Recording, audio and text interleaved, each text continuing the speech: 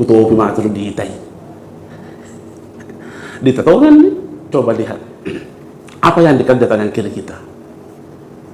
Tangan kiri kita yang dikerja, semua yang dianggap hina oleh tangan kanan dikerja kiri. Semua yang dianggap kotor dikerja oleh kiri. Dan tidak pernah mengeluh, dan tidak pernah protes, dan tidak pernah. Kira-kira mana yang lebih tinggi perjuangannya di sini? Nah, kita banyak terjebak di situ, cara berpikir begitu. Hanya melihat profesi. Oh, bagus, lebih bagus profesinya dosen dibanding cleaning service. Siapa yang bilang? Hanya karena melihat pekerjaan. Dia tidak lihat substansinya. Dia tidak lihat substansinya. Sama tadi dengan ini. Gampang mengatakan, kanan apa? Normal pekerjaannya kanan. Normal. Kiri, semua yang dianggap hina oleh kanan, ikhlas kiri mengerjakannya. Tak pernah protes. Mana yang lebih tinggi perjuangannya kalau begini ini. Assalamualaikum warahmatullahi wabarakatuh. Alhamdulillahirrabbilalamin. Wassalatu wassalamu ala rasulillahil karim Sayyidina Muhammadin wa ala alihi wa ashabihi ajma'in. Allahumma la ilma lana illa ma 'allamtana innaka antal alimul hakim. Wa 'allimna ma yanfa'una wanfa'na bima 'allamtana. Allahumma ja'alna mimman yastami'una al-qawla fayattabi'una ahsanah. Wa la taj'alna mimman 'arada an dzikrik fa inna lahu ma'isatan danka. Wa adkhilna fi ibadikas salihin birahmatika ya arhamar rahimin. Jamaah maghrib yang dimuliakan Allah Subhanahu wa taala. Alhamdulillah kita tak putus-putusnya memuji kehadirat Allah Subhanahu wa taala atas segala nikmatnya. Begitu pula kita tak putus-putusnya berselawat kepada Rasulullah Sallallahu Alaihi Wasallam. Sesungguhnya selawat kita kepada Rasulullah pada hakikatnya adalah selawatnya Allah kepada kita. Kita ingin melanjutkan pengajian kita pada ayat 45 dari surah Al-Baqarah. Pertemuan kita sebelum malam ini kita sudah bahas, tapi baru satu bagian. Allah Subhanahu wa taala berfirman di dalam ayat tersebut, A'udzubillahi minasyaitonirrajim. Bismillahirrahmanirrahim. Wasta'inu bis-sabri was-salah wa innaha lakabiratun illa 'alal khashiyin. Jadikanlah sabar dan salat itu sebagai penolongmu, dan sesungguhnya yang demikian itu sungguh berat kecuali bagi orang-orang yang khusyuk. Kita ingin mengulangi dulu kata ista'inu. Allah menyeru kita untuk memohon perlindungan dari problematika atau ancaman kehidupan yang dihadapi oleh manusia. Karena kata ista'inu, mohon perlindungan. Tidak mungkin Allah menyuruh kita memohon perlindungan kepadanya sekiranya hidup ini aman-aman saja. Tidak mungkin. Dan juga memang Rasulullah Sallallahu Alaihi Wasallam pernah bersabda, "Lau alimtu ma'alamu labakaita katsira." Sekiranya engkau mengetahui apa yang saya tahu, kata Rasulullah, maka niscaya kamu akan banyak tangismu. Engkau banyak menangis. Di dalam Al-Quran juga disebutkan falyadhaku qalila wal yabku katsira. Perbanyak menangismu, kurangi ketawamu. Itu Al-Quran itu. Kurangi tawamu, perbanyak tangismu. Kenapa sampai Allah dan Rasulullah memerintahkan hal seperti itu? Karena ancaman kehidupan ini adalah sungguh sangat dahsyat. Cuma bagi orang yang buta, ya tenang-tenang saja, tidak ada urusan. Bahkan ada seorang ulama namanya Ibrahim Fudail bin Iyad. Salah seorang muridnya namanya Abu Ali Ar-Razi pernah bertanya kepada beliau, "Ya Syekh, saya sudah kurang lebih 30 tahun belajar sama kamu. Tidak pernah bisa saya lihat kamu tertawa atau tersenyum. 30 tahun. Nanti meninggal anak tak, baru saya lihat tersenyum." Jawabannya Syekh Fudail bin Iyad, dia katakan begini, ini bukan cerita dongeng, konkret nyata, itu diriwayatkan di berbagai kitab itu. Sang Syekh ini menjawab, masih adakah kesempatan orang tertawa ketika ia menghadapi ancaman yang sungguh sangat dahsyat dan tidak mampu mengatasinya? Tambah bingung ini murid, apa yang Anda maksudkan Syekh? Dia bilang, apa yang bisa menolong kamu dari ancaman kehidupan yang kau jalani saat sekarang ini? Jangan dikira kehidupan ini aman-aman saja. Tapi bagi mereka yang buta hatinya, dia akan terbahak-bahak, lalai. Nanti ia merasakan. Makanya tidak sedikit orang menyesal. Bayangkan 30 tahun tidak pernah tersenyum. Karena itu yang dia lihat, apa dapat tuangi untuk bisa selamat. Nah makanya Allah mengatakan ista'inu, jadikanlah sabarmu itu penolongmu. Nah, kita sudah terangkan itu. Apalagi wassalah, nanti kita akan terangkan sholat itu apa maksudnya sholat di dalam ayat ini. Kita lanjutkan dulu kisahnya ini. Sang ulama bahwa amal apa yang kamu patuangi untuk bisa menyelamatkan kamu dari ancaman kehidupan dunia dan kehidupan akhirat? Amalmu. Jangan-jangan amalmu masih belum ikhlas.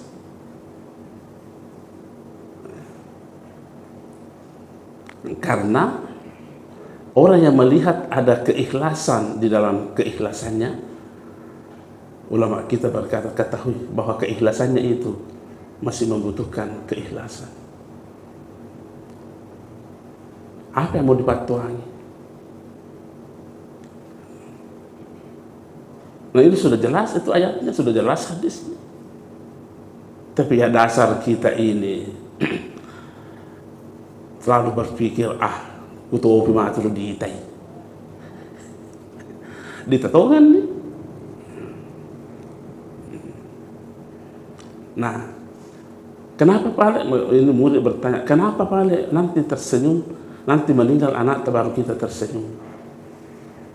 Dia jawab begini, adakah orang yang mampu menahan rasa gembiranya ketika kekasihnya, orang yang ia cintai datang padanya? Apa dia bilang? Maksudnya saya apa? Bilang, ya anak saya meninggal itu berarti Allah mencintainya.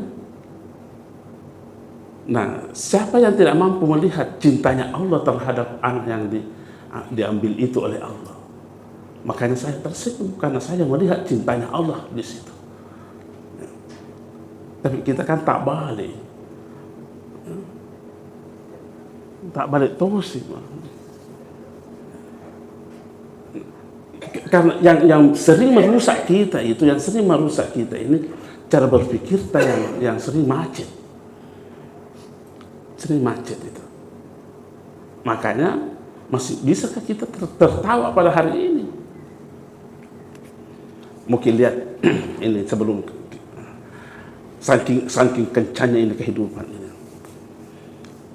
Kalau saya tanya, Ki, mana yang lebih mulia, tangan kanan atau tangan kiri?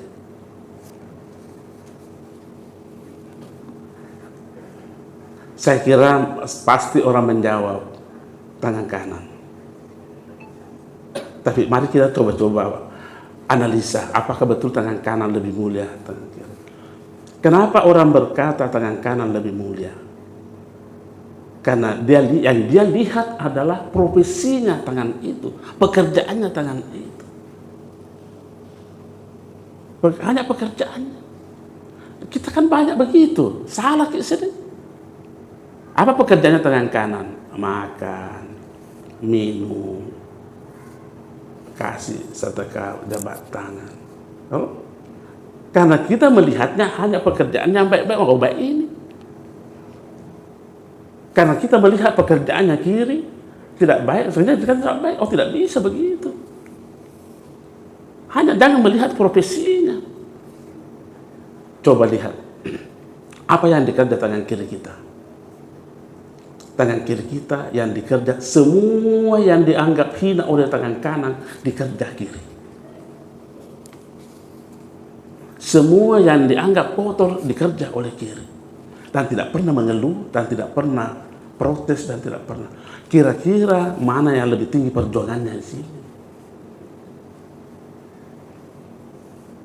Mana yang lebih tinggi? Nah, kita banyak terjebak di situ, cara berpikir begitu. Hanya melihat profesi.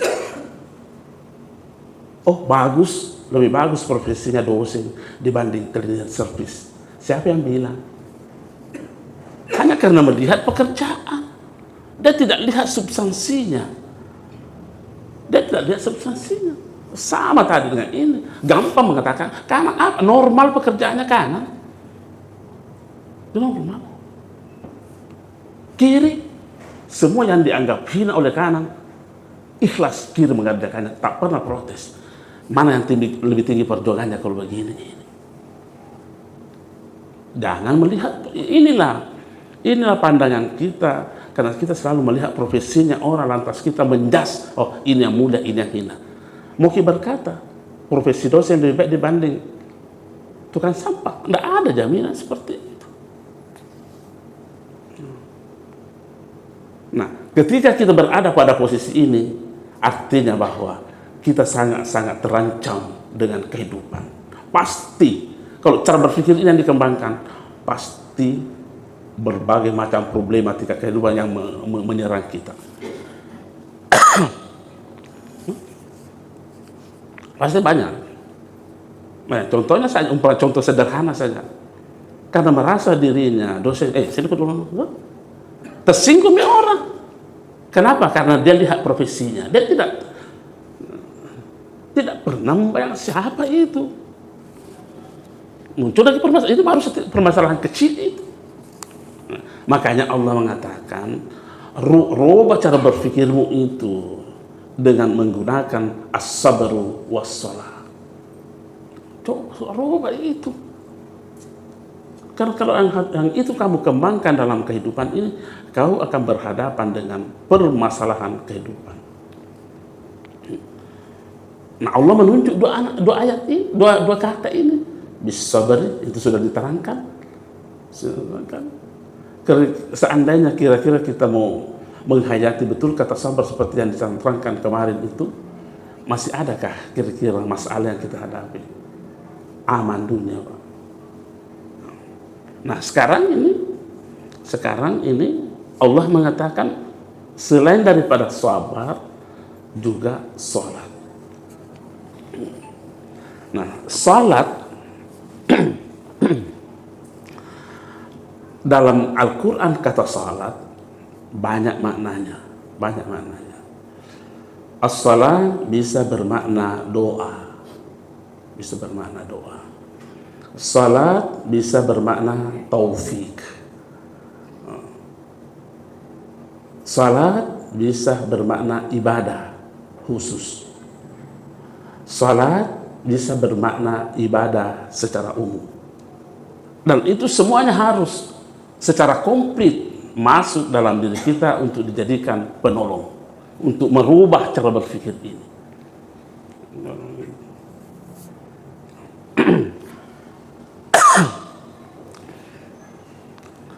Doa itu jangan hanya dikatakan doa itu ketika kita mau memohon bantuan kepada Allah. Doa itu pada hakikatnya adalah induk, ruhnya ibadah. Ibadah, ruhnya. Jadi kalau ada orang berdoa, pada hakikatnya jangan selalu berpikir, saya memohon kepada Allah. Belum, tidak usah ke situ. Yakin saja bahwa doa adalah ibadah. Terserah Allah mau jadikan apa itu. Nah, orang biasanya juga terjebak dalam doanya itu. Yang dia maksudkan orang berdoa adalah yang diterima doanya ketika ifasilinner nyerden akatana. Diterima doanya. Oh, belum tentu. Yang jelas bahwa Rasulullah menyampaikan ada sebuah hadis qudsi mengatakan bahwa saya malu, kata Allah, saya malu terhadap hambaku yang beriman ketika menengadahkan tangannya memohon kepadaku lantas saya menolaknya. Jadi kalau begitu tidak ada doa yang tidak terkabulkan. Cuma kadang kita begitu salah memaknainya. Oh, ipasilinner pak, napa nasa diterima doa? Oh, tidak. Ada 4 macam dikabulkannya doa. Yang pertama, maka dipasilinner. Apa yang dia minta diberikan. Ada juga diterima juga doanya, tetapi tidak seperti yang ia inginkan. Tidak seperti yang ia inginkan. Kenapa? Karena tidak cocok kalau itu yang dia minta dia berikan oleh Allah. Saya kira biasa juga kita jalankan ini kepada anak-anak kita. Anak kita minta dibelikan motor. Jangan beli dulu motor, nak. Sepeda mau. Karena kau umurmu belum sampai. Sekalipun mampu memberikan motor ini anak, tapi tidak mungkin, tidak sesuai. Kita tinggal di sini, anaknya minta sekali mau dibelikan mobil. Jangan main mobil, nak, susah masuk di sini. Macet di situ di pasar, motormu. Berbagai pertimbangan. Apakah ditolak doanya itu? Tidak. Hanya mau disesuaikan seperti apa yang menjadi kebaikan baginya. Apakah ditolak? Tidak, diterima juga. Doa juga. Ada juga berdoa. Belum dikasih, ditunda-tunda dulu. Jangan dulu dikasih, nanti please. Karena timingnya belum tepat. Tapi jelas bahwa akan dikasih. Allah sendiri berbilang, udah uni, astajib lakum. Berdoa kepada aku, saya akan pasti memberinya. Nah, ini menjadi senjata untuk menghadapi realitas kehidupan. Yang keempat, model doa diterima itu, ada seorang dikisahkan dalam sebuah hadis, ada seorang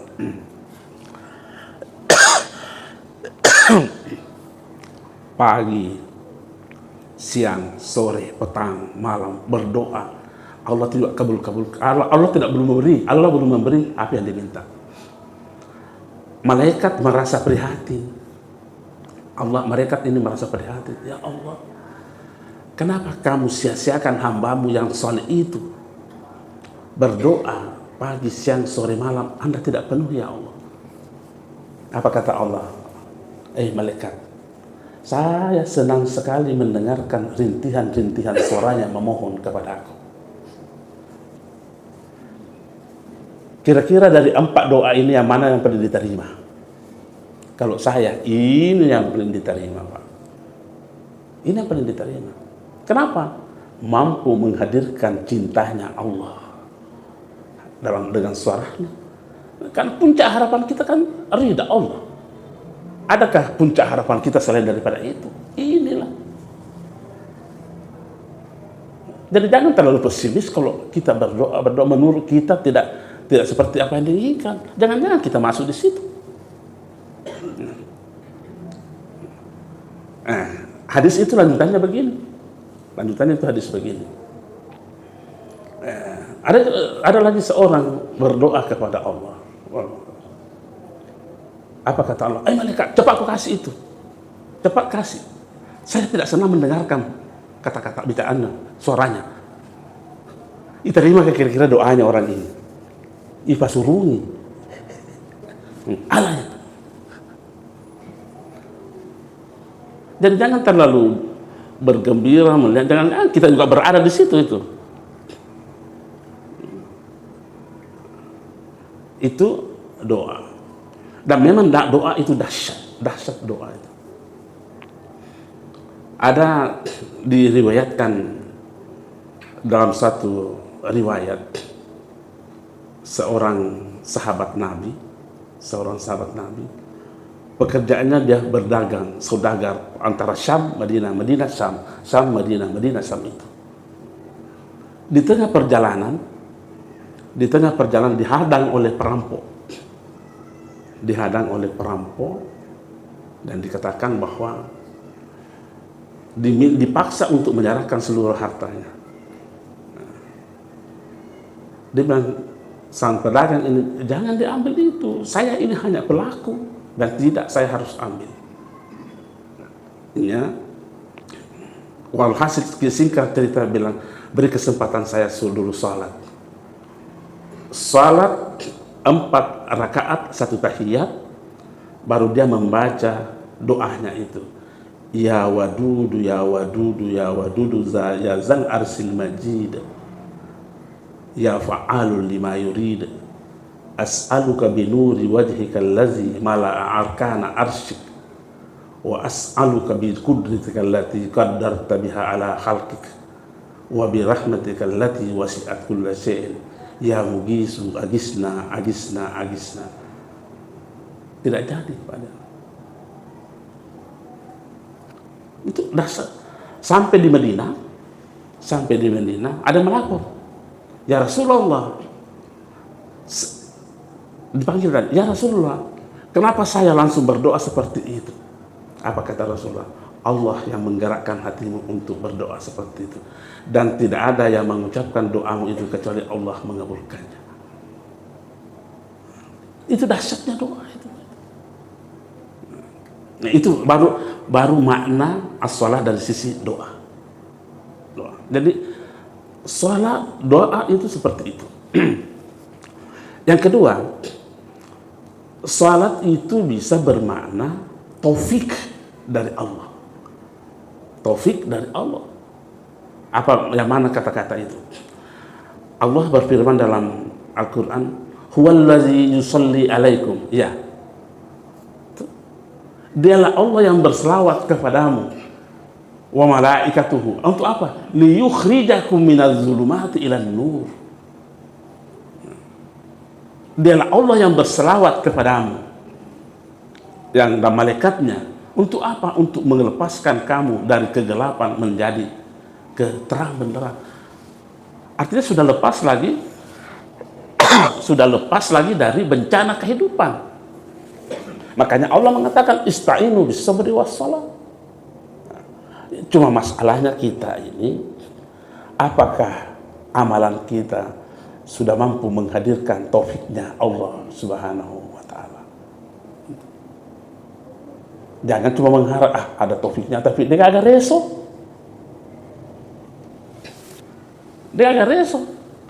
Percuma. Yang kedua. Yang ketiga, as-shalah di situ adalah ibadah khusus yang dimulai takbir, diakhiri dengan salam. Itu juga menjadi sarana untuk Allah memberi pertolongan kepada hambanya. Ya. Salat ini perlu dituntaskan. Jangan hanya selalu berpikir yang fardu-fardu saja. Ya. Jangan pernah berpikir yang salat itu adalah fardu, kemudian meremehkan yang namanya sunnah, salat sunnah. Tidak bisa begitu. Kenapa? Karena boleh jadi yang sunnah itu menjadi penyempurna terhadap yang pokok. Boleh jadi yang sunnah menjadi penyempurna terhadap yang pokok. Apa contohnya? Mic ini, sunnah ini, sunnah di mic ini. Bisa ada masjid tanpa ada mic, berarti statusnya sunnah. Tapi bagaimana kira-kira kalau ada pengajian begini tidak ada mic? Padahal sunnah itu masjid bisa dikatakan masjid sekalipun tidak ada WC-nya. Tapi bagaimana kalau ada masjid yang tidak ada tempat wudhunya? Bagus jamaah masjidnya di Panampu, tapi tidak ada WC-nya, tidak sempurna, gara-gara sunnah gitu. Jadi jangan kita selalu berpikir sholat fardu saja yang kita perhatikan. Jangan-jangan ini sholat sunnah rawatib kita, sholat sunnah yang lain itu menjadi penyempurna terhadap yang pokok. Mau mengharap taufik dari Allah tapi hanya berkisar pada fardu-fardu saja. Wah. Ada ilustrasi begini. Contoh saja ini. Itu buktinya bahwa yang namanya sunnah tidak boleh dipandang enteng. Kita mau pergi ke Pangkep makan ikan. Contoh ini. Pak Haji Hasan siapkan 2 mobil. 1 mobil trek, 1 bus. Bus itu penuh AC, penuh tap, tempat duduknya empuk. Begitu kita mau berangkat, Haji Hasan bilang, ayo teman-teman kita berangkat, ada 2 mobil, kita pilih yang mana? Pasti lari ke bus. Kenapa? Karena di situ banyak sunnah-sunnahnya. Tap itu sunnah, Ji. Bisa mobil jalan tanpa tap. AC itu sunnah, Ji. Bisa mobil jalan tanpa AC.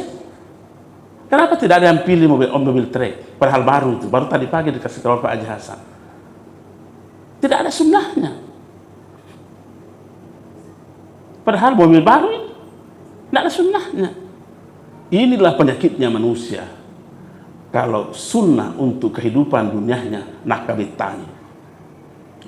Tapi sunnah untuk urusan akhiratnya, tunggu dulu. Bagaimana mau mendapat? Sholat itu bisa menjadi penolong kalau begini ini. Tidak sempurna. Sekalipun Allah mengatakan ista'inu bis-sabri, bagaimana sholat ini mau menolong? Tidak sempurna.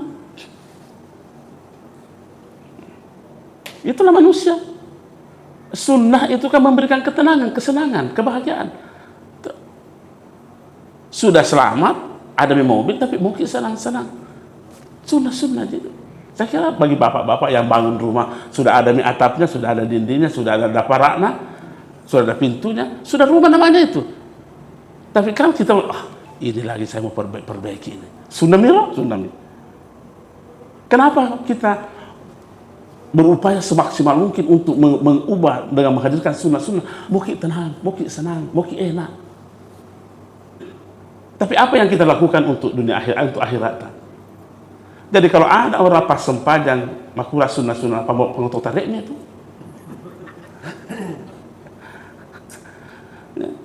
Saya biasa tegur anak saya di rumah. Assalamualaikum, assalamualaikum. Lupa nih kamu mengotor tarik, saya ngaku itu rumah. Ya. Bagaimana mau mendapat taufik dari Allah? Bagaimana mau menjadi penolong kalau begini udah? Jadi jangan pernah berkata, kan ada hadis Nabi berkata, sallu kama ra'aitumuni usolli. Salatlah seperti halnya engkau melihat saya salat. Iya, seperti apakah yang kita lihat salatnya Nabi? Pernahkah Nabi meninggalkan salat sunnah? Pernahkah Nabi meninggalkan salat witir? Tidak pernah. Pernahkah Nabi? Jadi apa yang kita lihat Nabi salat? Jangan coba rukuk sujudnya berdiri tudana wanita. Lihat salatnya Nabi secara total. Inilah kita manusia ini. Kalau persoalan sunnah-sunnah, terkadang sunnah lebih berharga dibanding yang lain. Saya mau tanya, mohon maaf, tapi tidak usah dijawab. Simpan jawabannya dalam hati kita, karena nanti ketahuan Ki. Mana yang lebih gelisah Ki? Mana yang kita lebih gelisah? Hilang emas tak 0,5 gram. dibanding hilang waktu kita tidak salat witir. Hah? Jangan dijawab. Periksa saja diri kita. Anda kehilangan waktu tidak salat rawatib 2 rakaat sebelum dan sesudah Isya. Segelisahkah kita hilang emas tak setengah gram?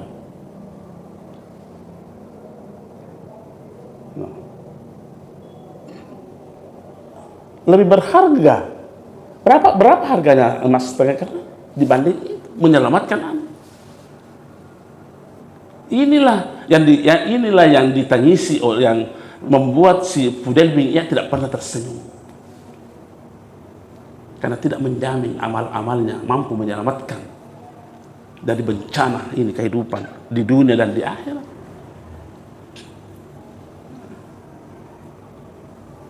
Masih mungkin tersenyum kira-kira dengan melihat ancaman-ancaman seperti itu? Susah. Makanya Allah mengatakan ista'inu bis sabri was shalah.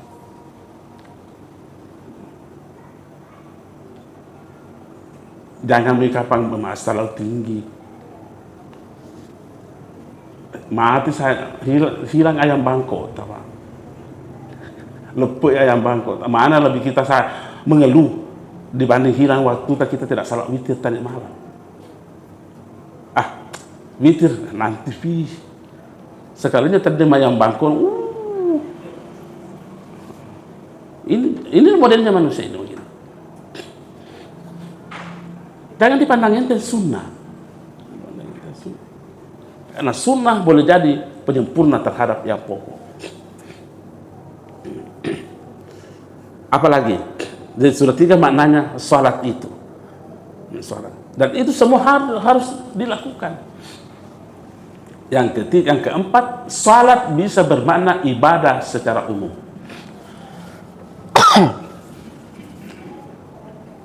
Oleh karenanya itu, salat atau ibadah secara umum itu ada 2 nilai yang harus diperhatikan. Yang pertama, harus nilai ibadah. Yang kedua, nilai ubudiyah. Berbeda itu. Nilai ibadah maksudkan adalah sebuah amalan terpenuhi syarat rukunnya secara fikih. Itu namanya ibadah. Saya ulangi. Terpenuhi syarat rukunnya suatu amalan sehingga bisa dikatakan ibadah. Apa itu? Apa bedanya syarat dengan rukun? Syarat itu adalah, ini bicara fikih ini. Syarat itu adalah sesuatu yang harus dipenuhi sebelum melaksanakan ibadah. Contohnya salat. Sebelum salat ada hal yang perlu dipenuhi dulu. Apa itu? Islam jika, balik jika, bersih jika pakaiannya, itu syarat. Rukun adalah sesuatu yang harus terpenuhi di dalam melaksanakan ibadah. Contohnya menghadap ke kiblat. Itu sudah proses salat itu. Membaca basmalah, membaca Al-Fatihah, menghadap ke kiblat, berdiri, ruku, sujud, tubuh. Nah, itu rukun. Kalau hanya nilai ini saja yang kita perhatikan, boleh jadi kita terjebak pada suatu keadaan yang penting selesai kewajiban. Kalau ini yang datang, maaf, tidak bisa sholatnya menjadi penolong. Karena tidak cukup, itu harus hadir nilai ubudiyah. Apa itu nilai ubudiyah? Nilai ubudiyah itu adalah suatu kondisi rohaniah yang menghadirkan kesenangan, ketenangan, dan keharmonisan batin. Perhambaan diri. Susah memberi definisi itu ubudiyah, lebih kita ambilkan contoh. Contohnya begini. Saya pernah ke Jogja. Saya tanya itu abdi dalamnya keraton. Saya tanya, berapa gaji kita Pak di sini kerja begini? Apa dia bilang? Kami tidak digaji, cuma kami senang sekali bekerja seperti ini. Enak rasanya kita bekerja seperti ini. Nah, kondisi batin ini namanya kondisi ubudiyah. Merasa senang merasa bahagia dengan amalan-amalan yang dia lakukan. Itu namanya ubudiyah. Nah, kira-kira mampukah kita menghadirkan kondisi seperti itu dalam setiap amalan kita? Khususnya dalam salat. Bagitulah itu dimana bisa dikatakan wasta'inu bis sabri was salati. Dan kalau ada orang salat, saya berkali-kali katakan, kalau ada orang salat, dia saja yang mau menikmati pahala salatnya, bukan salat, musibah. Apa buktinya? Alena mi loppe dini ero apalana sempajana. Musibah, kasih orang. Coba kalau kita kasih amalan sholat kepada orang lain, apa dia bilang? Wah, tanran atau yang fas sempajang. Tapi coba kita tidak mau kasih apalana sempajang tak lori pada tanpa tahu. Nak kadeki pas sempajang bawang. Kenapa? Karena dia tidak mau berbagi. Apa yang mau dibagi? Apakah yang ada di dalam diri kita ketika kita salat? Pasti ada keikhlasan. Iya. Kalau ada keikhlasan, itulah keikhlasan kasih orang. Kasih orang. Apakah yang ada dalam diri kita ketika kita salat? Ada rasa rendah hati. Rendah hati ini kasih orang. Tapi coba kita tidak mau kasih orang, maka deh kita pas sumpah bawang. Tapi ketika kita kasih keikhlasan kita kasih tawaduk kita kepada orang, pasti berkata tanran atau pas sempajang. Karena dia menikmati. Saya sudah pernah ambilkan contoh. Nabi kan suruh kita berpikir begitu. Coba Nabi, perhatikan ini hadisnya Nabi ini. Siapa yang menjadi imam dalam salatnya, may ya'ummun nasa falyukhaffif salatahu. Siapa yang menjadi imam dalam salat, ringankan salatmu. Kenapa? Karena ada di belakangmu orang punya hajat, ada di belakangmu orang sakit, ada di belakangmu orang musafir. Boleh jadi Pak Imam berkata, oh kalau saya baca ayat ini panjang, banyak pahalaku. Banyak Pak. Ambil Yasin, banyak pahalanya ini. Banyak. Kata Rasulullah, tinggalkan itu pahala musibah itu. Lebih baik kau perhatikan di belakang makmumu. Ada orang sakit, diutuk. Nah dia udah tertumita. Lampau-lampik baca apa Pak? Coba. Itu kan namanya kebaikan. Namanya kebaikan, nilai yang dirasakan oleh orang lain dari diri kita. Itu namanya kebaikan. Tapi kalau tidak dirasakan kebaikan oleh orang lain, bukan kebaikan itu. Salat baik enggak? Pasti kita mengatakan salat adalah kebaikan. Tapi apakah ada orang lain merasakan pahalanya salat kita? Kalau dia rasakan, oh tandan atau fasa. Kalau tidak, nakal kifas sumpah jawab makanya bukan lagi menjadi kebaikan, tapi menjadi fawailun lil musalli. Sudah azan. Begitu dulu, nanti lain kali lagi disambung. Illal khashiin. Nah itu nanti disambung itu. Sekian dan terima kasih. Assalamualaikum warahmatullahi wabarakatuh.